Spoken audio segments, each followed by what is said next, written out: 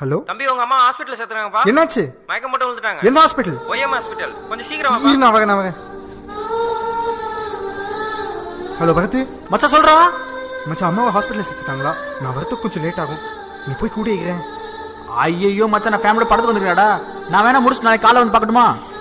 சரிடா, அஜய் கால் பண்ணுங்க.